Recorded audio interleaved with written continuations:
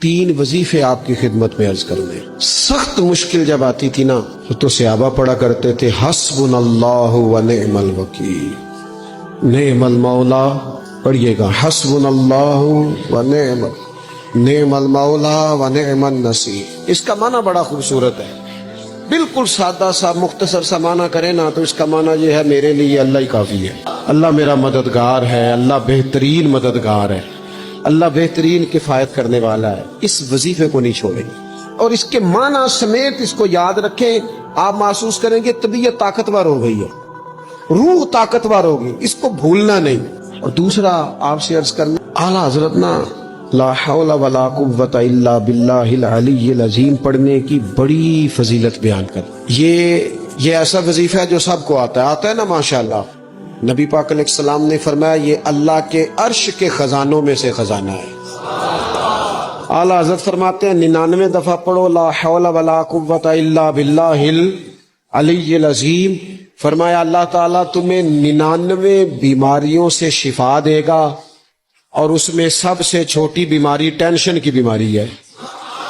सबसे छोटी बीमारी गम की बीमारी है, छोटी, बाकी बड़ी बड़ी होंगी। इस वजीफे को नहीं आपने छोड़ना और ये पाबंदी करनी है, करेंगे इंशाअल्लाह ताला। और तीसरा वजीफा है दरूद पाक।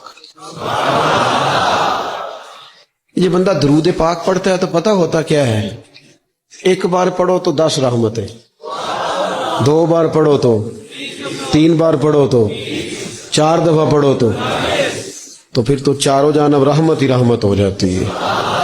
दुरूद पाक को कभी ना छोड़ो अपनी जिंदगी में। आज आप अपने आप से अहद करें, कोई रात ऐसी ना गुजरे कि दुरूद पाक पढ़े बगैर हमें नींद आ जाए। ये ज़हन बने। ये 2 वजीफे और तीसरा दुरूद पाक। कुरान मजीद के साथ इस तरह की दिलचस्पी पैदा करें कि जिनका नाजरा ठीक नहीं है वो कुरान मजीद नाजरा ठीक करें, और जिनका नाजरा दुरुस्त है वो कंजुल ईमान ले लें, खजाइनुल इरफान तफसीर ले लें, और एक रुकू कम से कम सुबह में, एक शाम में, और पूरा पारा पढ़े, फिर तो लुत्फ नसीब हो जाएगा।